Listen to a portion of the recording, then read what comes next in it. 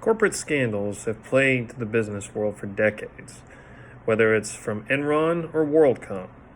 As long as there is an opportunity to exploit a situation and make money from an idea that is completely false, while deceiving the public, management will find a way to accomplish this. Ethical issues are often at the center of these scandals, whether they involve management or outside sources.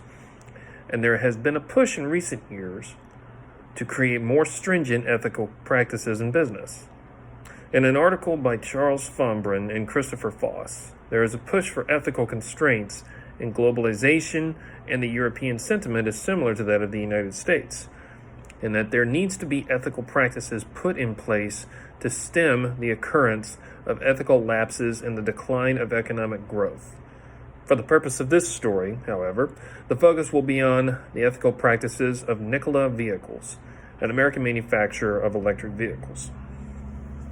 Nikola Vehicles, according to an article in Fortune magazine, is a company that is in the business of making freight trucks that are built to run entirely off electricity, misled its investors and the public with the accuracy of its newest technology, liquid hydrogen fuel.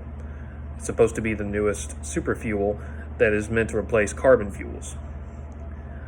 That didn't quite live up to the hype or expectations of investors. Nikola Vehicles is the answer to the Tesla, the consumer vehicle that's used widely in America right now and other parts of the world. It's meant to replace the big diesel vehicles that are on the highway and in use today. The company argued that the video showing the test vehicle in the demonstration was in motion, albeit without the help of the actual hydrogen fuel it was touting, but rather on a steep hill with the help of gravity. The ethical deception by the company has led many to believe that the company is, for a lack of better phrase, full of hot air. In the same article, the financial short seller Hindenburg Research had claimed that Nikola had made the misrepresentations about their technology.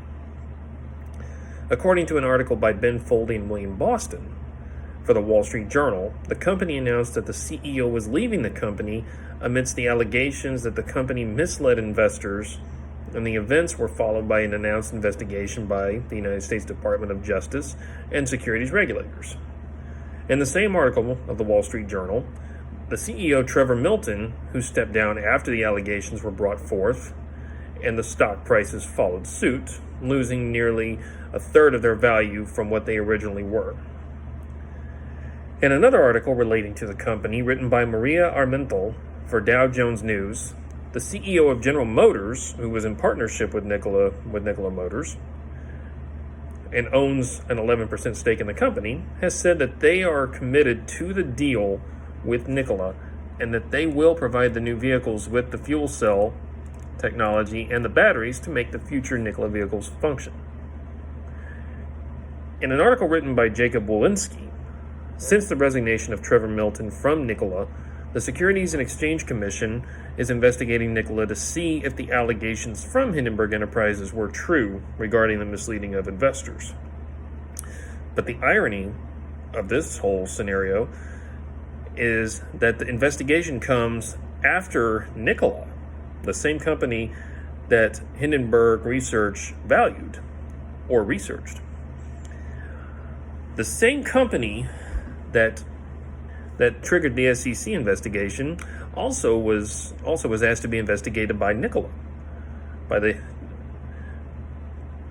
In the same article, the speculation is that General Motors will end its partnership with Nikola and that the former CEO, Trevor Milton, will end up behind bars for securities fraud for an unknown amount of time.